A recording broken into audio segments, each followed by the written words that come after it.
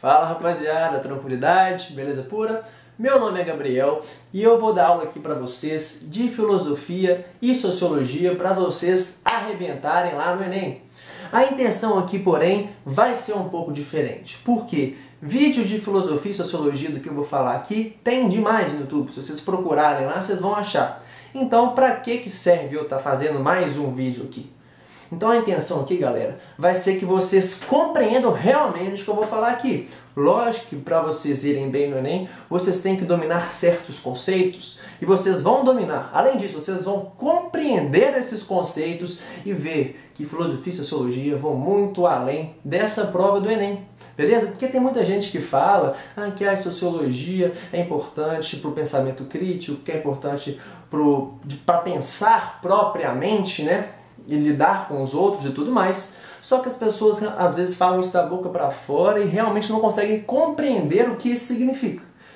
No final da aula, eu quero que vocês saiam vendo a capacidade realmente transformadora que essas duas matérias podem ter para além do Enem. Lógico, vocês vão chegar, vão aprender bem. Se vocês aprender bem, vocês vão fazer o Enem e vão ainda levar isso para o resto da sua vida. Então, para você ver, então essa é a intenção da aula. E nós vamos tentar fazer isso, começando já de maneira diferente pelo título, hein? O título aí que vocês viram, tô brincando, o título não muda nada, mas eu quis pagar de doido, que é A Lente na Qual o Homem Vê o Mundo. O que é isso? É cultura. Se eu botasse lá o título cultura, dava na mesma, mas eu quis ser diferente. Enfim, cultura, nós vamos falar de cultura hoje, então bora começar conceituando cultura, para depois a gente realmente compreender o que é isso e os seus desdobramentos, beleza? A gente pode, em linhas gerais, conceituar cultura como um complexo de conhecimentos, de hábitos, de costumes, de capacidades humanas. Essa palavrinha aqui, essa última coisa que eu falei é muito importante, capacidades humanas. A capacidade humana tem a ver com aprendizado e linguagem. O que eu quero dizer isso? O ser humano ele é único pelo fato dele ter uma capacidade de aprendizagem, uma linguagem complexa, diferente de todos os outros animais. O ser humano ele tem essa potencialidade de poder aprender. E o que deixa isso concreto é a questão de uma linguagem complexa, é a questão da gente passar para outra pessoa que nós aprendemos através dessa linguagem. E a linguagem, que através de símbolos complexos, ela também permite um aprendizado de coisas mais complexas que vai além, que nos deixa únicos, o ser humano, em relação aos outros animais. Então, essa questão de aprendizagem, da linguagem, está além do determinismo biológico. Determinismo biológico, outro conceito aí. Determinismo biológico tem a ver com os nossos instintos, o que é passado geneticamente para a gente. Por exemplo, coisas banais, como o fato de se alimentar. Qualquer outro animal tem instintivamente a questão de se alimentar, não é? Mas como a gente realiza isso, o que a gente come, como a gente come, por exemplo, com a mão, com garfo e faca ou com hashi, por exemplo, aí já é uma questão cultural.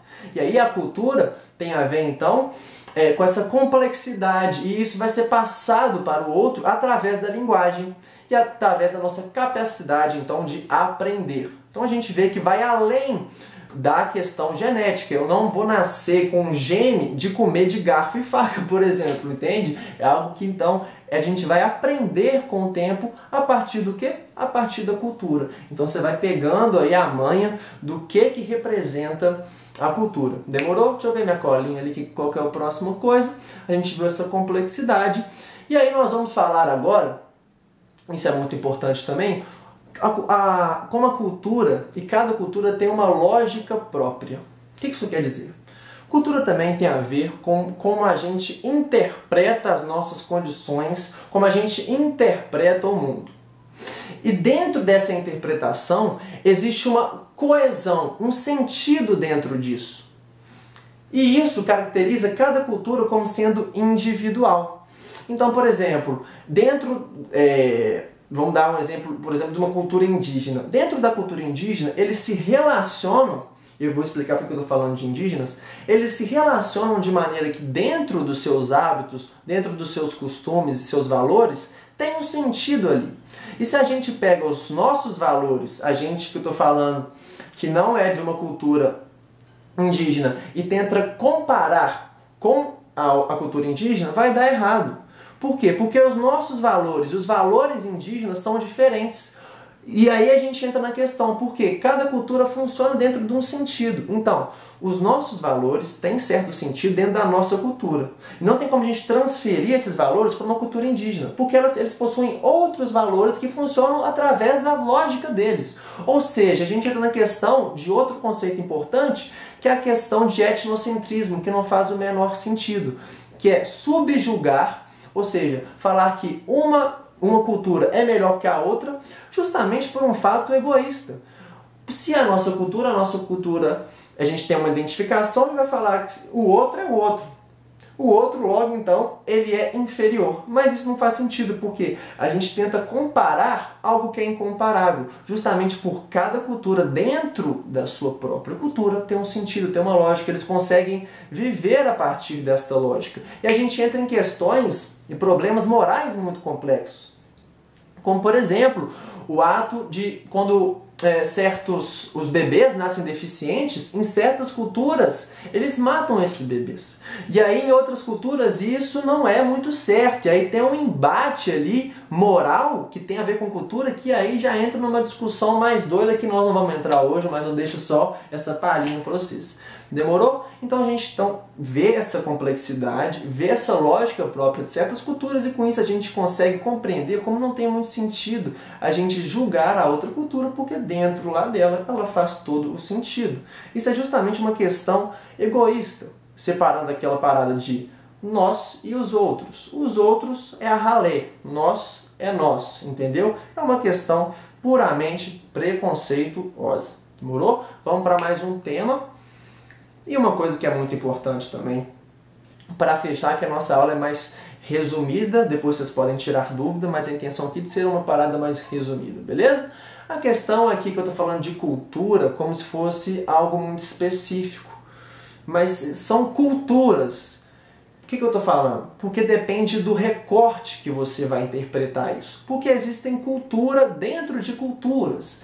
E essa questão de cultura, uma influencia a outra. Existem influências internas e externas. Vamos dar um exemplo para a gente pegar um recorte amplo, para a gente ir afunilando, para vocês verem como que isso é uma coisa mais complexa, beleza? A questão, por exemplo, de comer com garfo e faca. Isso a gente está pegando um recorte muito grande. Aí a gente vai afunilando o que as pessoas comem com garfo e faca. Aí a gente vai afunilando a questão, vai ir fazendo uma especificação. E aí com isso eu demonstro que as culturas é uma questão complexa e uma questão também, que eu vou falar aqui, que está sempre em transformação. Por quê? Vamos falar primeiro da transformação interna, dentro da própria cultura. A gente tem experiências subjetivas diferentes. A gente lida dentro da própria cultura de maneira diferente. Cada um exerce sua função ali e a partir disso a gente cria nossas opiniões próprias também. Dentro da própria cultura, não é que todo mundo pensa exatamente igual. Então a partir dessas opiniões vai acontecer uma troca de ideias. E essa troca de ideias vai fazer o quê? Vai gerar novas ideias. E essas novas ideias vão dando esse dinamismo à cultura, que faz com que ela esteja sempre em constante transformação. Além de que ela tem influências externas de outras culturas, das quais em contato entre si vai acontecer também o que a gente chama de aculturação, que é justamente essa troca entre culturas. Botafé é outro conceito muito importante também para vocês pegarem. Então a gente está vendo, tentando compreender, além de decorar, essa complexidade das culturas. E aí vamos voltar ao que a gente falou na última aula. Por que isso é tão importante, né? Por que isso vai ajudar a gente a ter um pensamento crítico, a lidar diferente com o mundo e tudo mais? Primeiramente, quando a gente realmente compreende o que é cultura, como cada cultura interpreta o mundo de maneira diferente, a gente consegue compreender também que o pressuposto para uma coesão, ou seja, para a gente viver de maneira mais suave, é antes de tudo respeitar o diferente. E para a gente respeitar o diferente, a gente entendendo essa complexidade e como cada cultura, como eu havia dito, vai lidar, vai ver o mundo com uma lente diferente, vai interpretar o mundo com uma lente diferente, a gente vê que a gente tem que respeitar o outro, que não faz sentido a gente tentar subjugar o outro. Isso é um pressuposto básico para que a gente possa ter uma harmonia social, entende? Isso que eu estou falando parece meio óbvio, mas é só você olhar aí o mundo à nossa volta, o tanto de preconceito que a gente vê, o que é isso? O que você está preocupando com os trem que, tipo assim, deixa lá, qual que é o problema do cara ser diferente, pensar diferente de você, isso é até bom, faz parte da própria natureza humana pensar diferente. Então a gente compreendendo essas questões, a gente primeiramente, como eu disse, então vai saber lidar com as diferenças.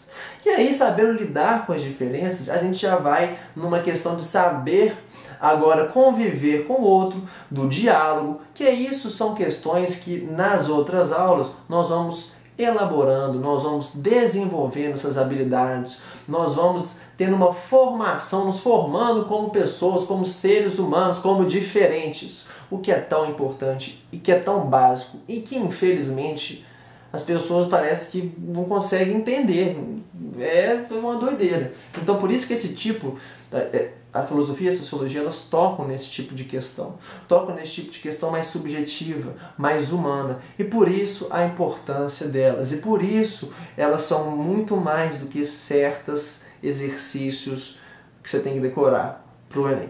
Demorou? Então eu fico aqui, essa foi a primeira aula nossa, vão ter muito mais, toda semana, filosofia e sociologia com o Gabriel, pode chamar de Gabriel Oliveira, porque Gabriel Monteiro tem um cara muito pai aí, fica aí a indireta, direta, quem entendeu, entendeu. É nóis, galera, um abraço e até a próxima.